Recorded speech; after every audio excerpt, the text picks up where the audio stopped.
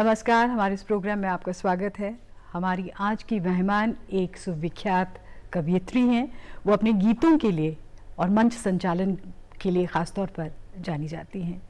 तो आइए मिलते हैं डॉक्टर कीर्ति काले जी से। नमस्कार जी, हमारे प्रोग्राम में आपका स्वागत है। नमस्कार। नमस्कार। आपकी कविता की पंक्तियां हैं कि संतुलन कुछ इस तरह संभलता है, जब भी बाहर कदम निकलता है। हर कामकाजी महिलाओं के लिए लिखा है मैंने कि संतुलन इस तरह संभलता है, जब भी बाहर कदम निकलता है, खुद को घर में ही छोड़ देती हूँ और घर मेरे साथ साथ चलता है। वैसे तो हर महिला के लिए ये एक तरह से देखा जाए तो उसी की कहानी इसमें है कि वो अपने आप को किस तरह से एक संतुलन में रखती है। ये प्रकृति का भी सार है और आपकी कविताओं का भी यही सार है।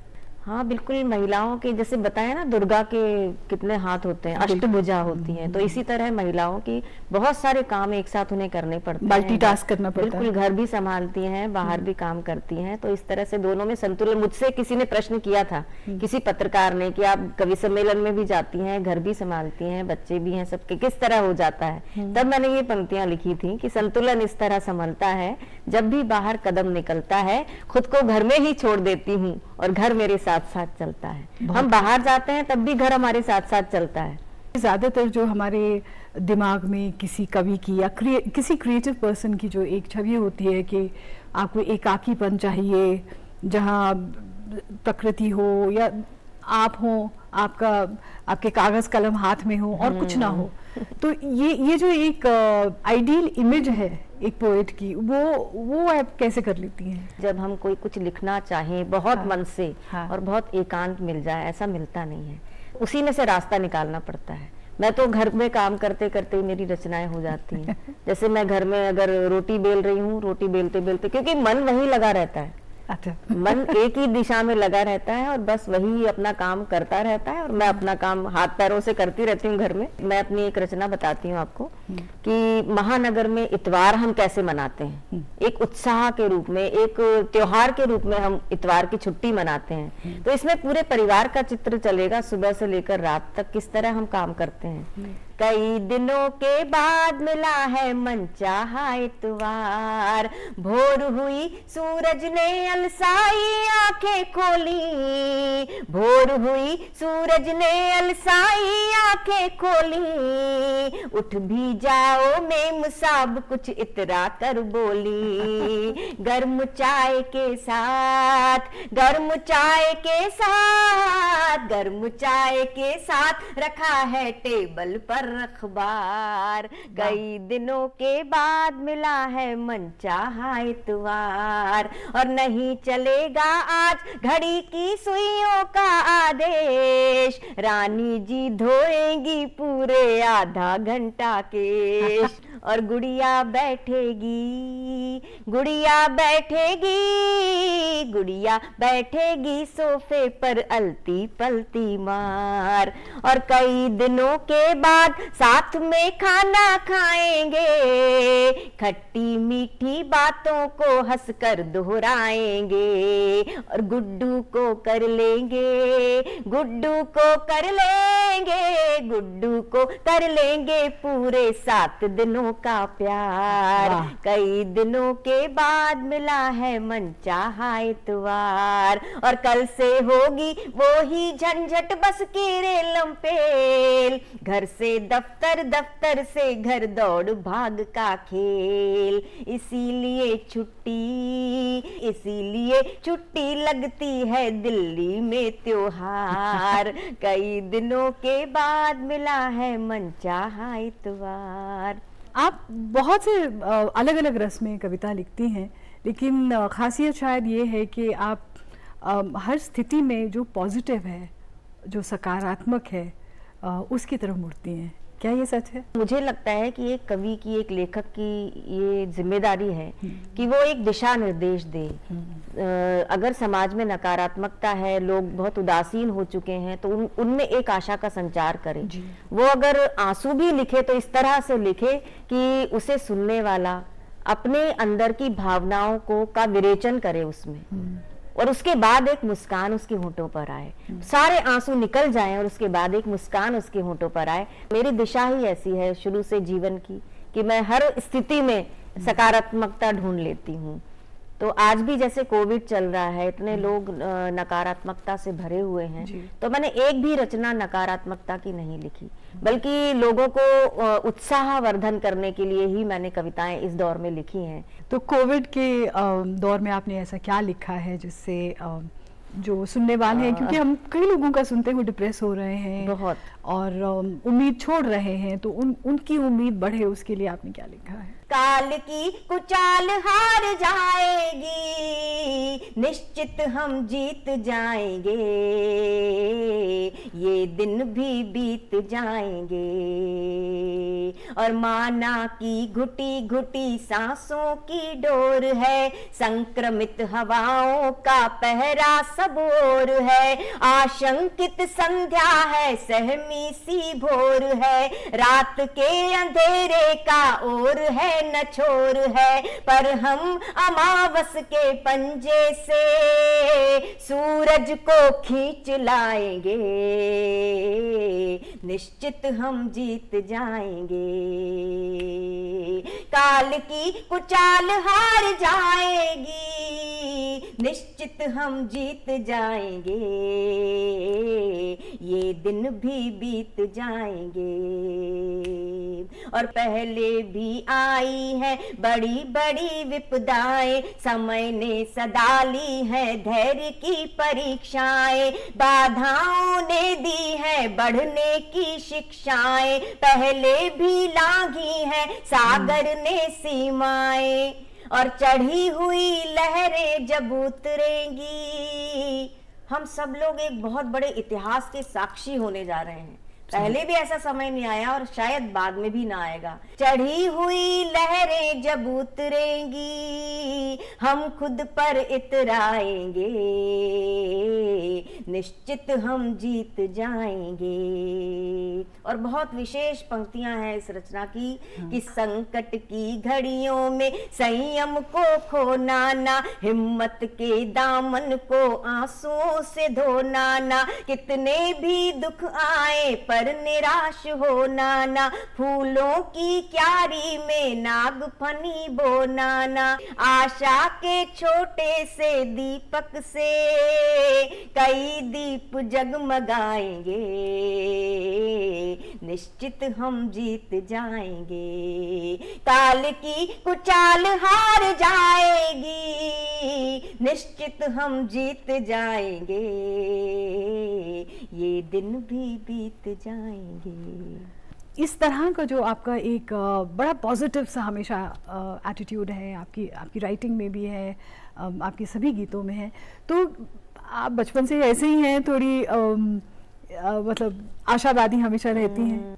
थोड़ा हमारे परिवार का भी वातावरण इस तरह से था कि कितने भी संकट आ जाएं, मेरे माता पिता कभी घबराते हुए नहीं देखा, और हमेशा यही उन्होंने कहा है कि समय हमारे हाथ में नहीं होता, लेकिन उसका सामना करना हमारे हाथ में होता है कि हम उसे किस तरह से देखते हैं। बस यही सीख मुझे शुरू से मिली है हमारे परिवार में। तो एक घुट्टी की तरह से बैठ गया है कि कुछ भी आ जाए, लेकिन हमें उससे पार पाना है। बस ज्यादातर जो कवित्रियाँ हैं उन घर में, अपने परिवार में तो उनको एक तरह से इनकरेजमेंट मिलती ही है, लेकिन आपको ससुराल में भी मिली, अपने पति से खास तौर पर। मैं अपने आप को सौभाग्यवती मानती हूँ कि मुझे मायके में भी मेरे माता पिता की तरफ से बहुत सपोर्ट मिला, और विवाह के पश्चात श्रीकांत जी जो मेरे पति हैं उनसे भी बहुत सहयोग मिला, और आज भी मिलता है, क्योंकि उस सहयोग के बिना स्त्री कुछ कर नहीं सकती, क्योंकि आधी क्षमता तो उसे ठीक करने में ही चली जाती है, और उसके बाद आधी क्षमता बचती है, उससे वो कुछ काम कर पाती है। लेकिन आपने जो अपने लिए क्षेत्र चुना है वो बहुत ही मुश्किल है, क्योंकि जब आप मंच पे ख़ास तौर पर कविता पाठ करती हैं तो एक तो बहुत कवि होते हैं, एक श्रोता बहुत से होते हैं, और लेट्स फेस इट, थोड़ा कंपटीशन भी होता है, ख़ास तौर पे लड़कियों को या महिलाओं को उतनी जगह नहीं मिलती है ऐसे स्टेज पर। सबसे पहले तो ये लगता है हर किसी को कि ये महिला हैं तो ये नहीं कर पाएंगी। हाँ। और उसके बाद जब वो अपने आप को साबित कर देती हैं, बहुत पोलाइटली, बहुत लड़ झगड़ के नहीं करना पड़ता साबित, लेकिन वो अपनी क्षमताओं को साबित कर देती हैं, फिर सब आसान हो जाता है। और कवि सम्मेलन का क्षेत्र, बल्कि मैं कहूँगी कि मैंने नहीं चुना, कवि सम्मेलन ने मुझे चुन लिया, क्योंकि मैंने कभी नहीं सोचा था कि मैं कोई कवियत्री बनूंगी या मुझे स्टेज पे परफॉर्म करना पड़ेगा या करूंगी मैं, तो क्योंकि मैं विज्ञान की विद्यार्थी रही हूँ और उसके बाद फिर मैंने हिंदी में एमए किया, मुझे लगा मेरा रुझान साहित्य की तरफ है, तो मैंने विज्ञान छोड़कर फिर साहित्य में आई। उसके बाद कविताएं लिखती रही, गोष्ठियों में जाती रही। मैंने मन में कभी एक टारगेट नहीं रखा कि मुझे स्टेज पर परफॉर्म करना है। धीरे धीरे सब कुछ, मुझे लगता है कि एक नियंता है ऊपर, उसने सारा कुछ बना रखा है और वो उसी हिसाब से सब चलता रहता है। हाँ, लेकिन जो भी परिस्थिति मेरे सामने आती है मैं उसे उसी तरह, जैसे आपने कहा ना कि आशावादी रहकर उस सकारात्मकता से के साथ पूरा काम करती हूँ, तो उसी तरह से मैंने इसे भी लिया है। पहले तो मोबाइल ये सब यूट्यूब कहाँ थे, नहीं थे। माउथ पब्लिसिटी होती थी, बस एक ने दूसरे को बताया, दूसरे ने तीसरे को बताया, ऐसे धीरे धीरे मुझे बुलाते चले गए। बड़े बड़े मंचों पर भी बहुत जल्दी मुझे बुला लिया गया, जबकि हमारे परिवार में कोई कवि नहीं, किसी से मेरी पहचान नहीं, कुछ नहीं। लेकिन लगा, पहले लोग थे ऐसे कि जहाँ कोई अच्छे देखते थे उनको बुलाते थे, अभी भी हैं, ऐसा नहीं कि अभी नहीं है, लेकिन बुलाते थे और मैं धीरे धीरे मंचों पर आती चली गई। जब मंच पर आई तो मुझे ये लगा कि वर्चस्व पुरुषों का है। अगर हम केवल एक कवियत्री के रूप में केवल काव्य पाठ करें तब तक तो ठीक है, और वो भी अपनी मर्जी से न कर पाए। हाँ। उन्होंने कह दिया कि ये रचनाएं सुनानी है तो बस वो सुना कर बैठ जाएं। आपकी कोई स्थिति नहीं है मंच पर। हाँ। उसके लिए आपको थोड़ा सा अपने आप को साबित करना पड़ता है मंच पर। आपको हर क्षेत्र में आना पड़ेगा। अगर आप कवि सम्मेलन में हैं तो आपको संचालन भी आना चाहिए। आपको हर स्थिति में काव्य पाठ करके अपने आप को साबित करना आना चाहिए। कितनी भी विषम स्थिति हो उसमें आपको बोलना है। तो जब आप ये सब कर लेंगे उसके बाद सब आसान हो जाता है। आपके साथ एक तरह से कहे जिन्होंने आपको इनकरेज भी किया और जहां आप पहुंची हैं उस चीज़ को बहुत उन्होंने उसका सम्मान भी किया है, ऐसे एक व्यक्ति से आइए मिलते हैं। अच्छा। डॉक्टर कीर्ति काले के अंदर एक दीप्ति है, दीप्ति कविता की, मौलिकता के, आत्मविश्वास की। वे सौम्य हैं, सुंदर हैं, शिक्षित हैं, सुमधुर कंठी, स्वावलंबी और स्वाभिमानी भी हैं। और इनके स्वाभिमान की और इस काव्य यात्रा की जो एक ऊर्जा उनके पास है, पति के रूप में, श्रीकांत जी के रूप में मैं उनको प्रारंभ से देखता आया हूँ कि बिटिया प्रज्ञा जब बहुत छोटी सी थी वे आते थे, कविता का आनंद भी लेते थे और कविता प्रज्ञा के अंदर धीरे धीरे जा रही थी। आज तो वो बर्लिन में रहती है। कान्हा बहुत प्यारा सा बेटा। तो एक ऐसे सुदृढ़ परिवार की नींव रखने वाली कीर्ति कहती भी हैं मंचों से कि मैं जब जाती हूँ सम्मेलन में तो मेरा घर भी मेरे साथ जाता है। और इस आत्मविश्वास के साथ कि जो कुछ मेरे पास है वो मेरा है, मौलिक है। मुझे याद है IIC के एक कवि सम्मेलन में, फिर इंडियन ऑयल के एक कवि सम्मेलन में मैंने पाया कि वो कह रही थी कि और सब सुना रहे हैं, ठीक है, मैं मौलिक सुना रही हूँ। यानी एक गर्वोक्ति के साथ उन्होंने स्तब्ध कर दिया बहुत सारे कवियों को। जो कुछ भी है उनके पास उनकी है, तीर उनके हैं, कमान उनकी है, गीत उनके हैं, जान भी उन्हीं की है। और की बात वो करती नहीं है, लेकिन इतना जानती हैं कि उनके पास उनके गीतों की ज़बान भी उनकी अपनी ही है। बहरहाल इस कोरोना काल में उनकी और भी प्रतिभाएं हमारे सामने आई हैं। लोग कहते हैं कि गद्य कवि नाम निकष वदंती, कवियों का निकष होता है गद्य, और अद्भुत गद्य उन्होंने लिखा है। संस्मरण पढ़ के तो मैं हैरान रह गया। उन्होंने व्यंग्य भी लिखे हैं गद्य में। तो एक बहुमुखी प्रतिभा की हैं डॉक्टर कीर्ति काले। कवि सदैव युवा रहता है, उसकी कविता युवा रहती है। मैं शुभकामनाएं देता हूं अपनी कि उनकी कविता सदैव युवा रहे और एक पूरे के पूरे आलम को, जो कि सोशल मीडिया से भी व्यापक और बहुत दूर तक जाने वाला हो, वे छाई रहें और लिखती रहें। मेरी शुभकामनाएं पुनः। इस तरह के, इस मयार के लोग जब आपका लोहा मानते हैं, एक तरीके से आपको इतना इनकरेज करते हैं, तो बहुत ख़ास होता है। कवि सम्मेलन ने, कविताओं ने मेरे व्यक्तित्व को आकार दिया है। मैं इससे बहुत प्रेम करती हूँ।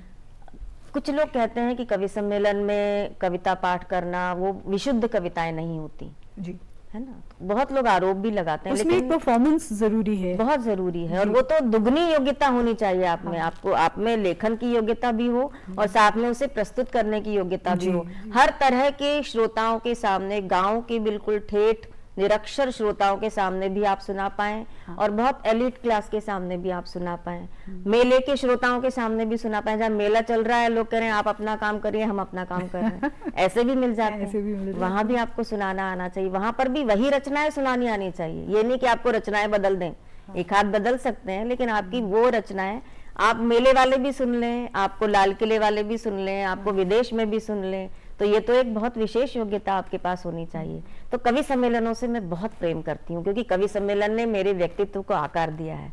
हर क्षेत्र में कुछ न कुछ अच्छा होता है, कुछ न कुछ खराब होता है, तो अच्छा है उसे और अच्छा करने की जिम्मेदारी हमारी है, और जो खराब है उसे समाप्त करने की जिम्मेदारी भी हमारी है। बहुत लोगों का बहुत प्यार, बड़ा सम्मान, बड़ा दुलार मुझे मिला। उसके लिए मैं स्वयं अपने आप को श्रेय नहीं देना चाहती हूँ, मैं ईश्वर को श्रेय देती हूँ कि वही सब कुछ कराता है। मेरी बहुत आस्था है ईश्वर में। अब कुछ लोग हैं जब वो कविता लिखते हैं तो कहते हैं हम बैठ जाते हैं, कविता बस आ जाती है, और कुछ लोग हैं जिन्हें बहुत मेहनत करनी पड़ती है। और आप क्योंकि गीत लिखती हैं, उसका एक केडेंस है, एक रिदम है, उसको मेंटेन करने के लिए आपको क्या लगता है कि किस तरह से होता है आपके लिए? रचनाशीलता अपनी अलग अलग होती है, सृजनशीलता अलग अलग होती है। कोई किसी स्थिति में लिख पाता है, दूसरा कोई किसी स्थिति में लिख पाता है, सबका अलग अलग मूड होता है। कई बार कोई रचना वास्तव में ऐसा लगता है कि कोई हमें लिखवा रहा है, हम केवल एक माध्यम हैं और हम केवल लेकर बैठे हैं। बल्कि मैं कागज कलम लेकर बहुत कम बैठती हूँ, गद्य लिखती हूँ तब मैं कागज कलम लेकर बैठती हूँ, अन्यथा सारी रचनाएं मेरी यहाँ हो जाती हैं। वाह। गीत और बस मैं घूमती रहती हूँ और वो रचना मेरी हो जाती है, या काम करती रहती हूँ, वो पूरी रचना हो जाती है। कई बार लगता है कि वास्तव में केवल हमारा शरीर, हमारा मन एक माध्यम है और लिखवा कोई और ही रहा है। बाद में जब हम रचना पढ़ते हैं, उसको उलट पुलट कर देखते हैं, हमने तो बड़ा अच्छा लिख दिया, बल्कि लगता है हमने क्या लिखा, हमने तब पता ही नहीं चल रहा था कि हम क्या लिख रहे हैं।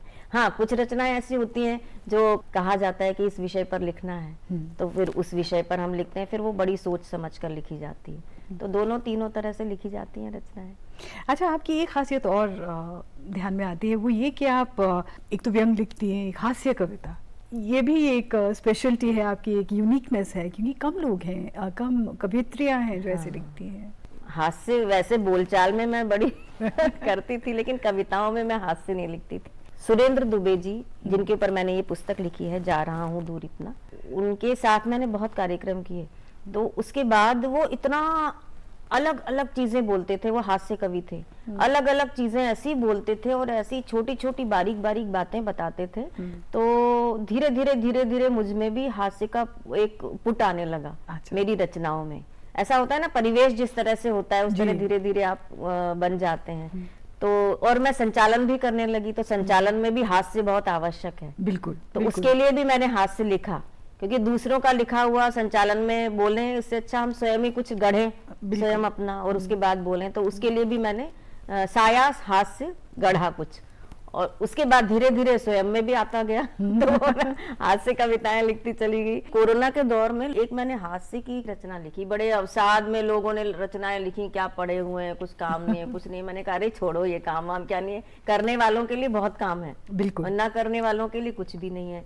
कोरोना तेरी बहुत हुई मनमानी, कोरोना तेरी बहुत हुई मनमानी, पिला दिया छोटे वायरस ने बड़े बड़ों को पानी, कोरोना तेरी बहुत हुई मनमानी, कोरोना तेरी बहुत हुई मनमानी। घर का पहला दृश्य कि मैं सुबह उठ चाय बनाऊं, वे सोते हैं चादर ताने, मैं झाड़ू पोछा कर लूं, वे सुस्ताने के करें बहाने, और पड़े पड़े करते फरमाइश, कभी कचौड़ी कभी पकौड़ी, मैं बेचारी खटती रहती करती रहती भागा दौड़ी, और उनके जलवे देख देख कर चढ़ती मुझ पे भवानी, कोरोना तेरी बहुत हुई मनमानी। और हम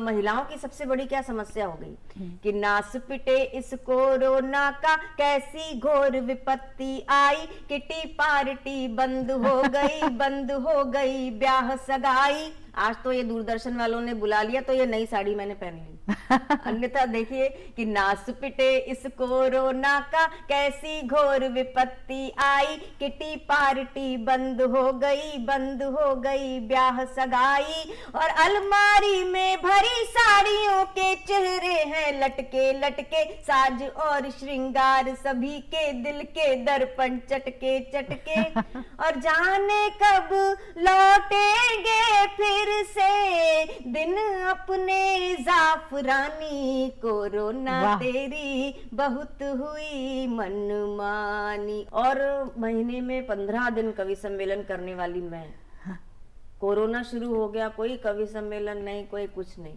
तो क्या स्थिति हो गई मेरी। उसी को मैंने लिखा है कि जगर मगर पांडाल सजा है, श्रोताओं से भरा ठसाठस, रात में नहीं दिन में भी यही सपने आने लगे कि जगर मगर पांडाल सजा है, श्रोताओं से भरा ठसाठस, कविगण सब मंचस्त हुए हैं, सोते जगते दिखता बरबस, और इधर तालियां उधर तालियां, वंश मोर के शोर निराले, सारे श्रोता बोल रहे हैं कीर्ति काले कीर्ति काले, और एक ताली को तरसे अब ये कवि सम्मेलन को तरसे ये मंचों की महारानी, कोरोना तेरी बहुत हुई मनमानी, कोरोना तेरी बहुत हुई मनमानी। भैया आपने अच्छी बात कही कि कवि के लिए मंच कितना ज़रूरी है, और आपने तो हास्य में ये बात कह दी, और हास्य मंच के एक बहुत बड़े व्यक्ति हैं, वो आपके बारे में क्या कहना चाहते हैं, ये देखते हैं। हेलो कीर्ति, कैसी हो? मैं तुम्हें कीर्ति भागवत से लेकर कीर्ति काले तक के सफ़र को जानता हूँ। तुम्हारी सबसे बड़ी खासियत क्या है? तुम सब कामों को ईमानदारी से निभाती हो, चाहे घर का हो, चाहे कवि सम्मेलन का हो, चाहे बाहर का हो, चाहे संबंधों का हो। आपको बधाई देता हूँ कि इन सब चीज़ों को, एक कहावत को तुमने झुटलिया दिया, एक ही सादे सब सदे, सब सादे सब जाए। तुम ऐसी कवित्री हो जिसने सबको साधा है और सबको बराबर रूप से साधा है। उस कहावत को झुटला देने वाली कवित्री का नाम अगर कहा जाएगा तो कीर्ति काले कहा जाएगा। चाहे ओज हो, चाहे संचालन हो, चाहे काव्य पाठ हो, चाहे नवगीत हो, या कोई भी विधा कविता की हो, फ्री वर्स की हो, तुमने सब में एक मुकाम हासिल किया है। बहुत कम कवित्रियाँ ही ऐसा कर पाती हैं। बहुत बहुत बधाई। तो ये भी एक निराला तरीका है आपके बारे में कुछ कहने का। जितने भी लोग मेरे साथ में रहे, बल्कि बहुत बड़े बड़े लोग हैं, ये बहुत लंबा जीवन जिया है इन्होंने, और कई लोगों को देखा है, परखा है, और उसके बाद उन्होंने मेरे लिए ऐसे शब्द कहे तो मैं अपने आप को बड़ा धन्य और गौरवान्वित अनुभव करती हूँ, और धन्यवाद देती हूँ आपको और दूरदर्शन को जो उन्होंने ऐसे लोगों से मुझे स्क्रीन के माध्यम से मिलवाया। अन्यथा तो मिलते रहते हैं, लेकिन आज बहुत दिनों बाद मैं उन्हें देख रही हूँ क्योंकि कोरोना चल रहा है तो मुलाकातें बहुत कम हो रही हैं। एक मुलाकातें कम हो रही हैं, एक मंच नहीं सज रहे हैं। अंग्रेजी में कहा जाता है आर्ट फॉर आर्ट्स सेक, कि श्रोता हो या ना हो, एक कृति जो है उसकी एक अपनी वैल्यू है। क्या आप इस तरह से लिखती हैं कि श्रोता को मन में उनके बारे में सोच कर लिखती है? आपका क्या तरीका होता है? दोनों तरह से लिखती हूँ। अच्छा अधिकांश रचनाएं तो मेरी ऐसी होती हैं जो मैं अपने स्वयं के लिए लिखती हूँ, अच्छा। और वही मैं सुनाती भी हूँ। हाँ। कई रचनाएं ऐसी होती हैं जो अवचेतन में चलता रहता है, ये चीजें कि सामने श्रोता भी होंगे, अगर उन्हें सुनाना पड़ा तो उसे इस तरह से लिखा जाए कि उन्हें भी अच्छा लगे। तो हर रचना की अलग अलग रचना प्रक्रिया होती है और वो उसी तरह से लिखा जाता है। बस हम भी ये चाहते हैं कि आपकी रचनाएं चाहे वो प्रकाशित हो या मंच पर हो, बस यूं ही चलती रहे। प्रोग्राम में आने के लिए आपका बहुत बहुत धन्यवाद। आपको भी बुलाने के लिए बहुत बहुत धन्यवाद। हमें उम्मीद है आपको भी हमारा ये प्रोग्राम ज़रूर पसंद आया होगा। अगली बार तक के लिए नमस्कार।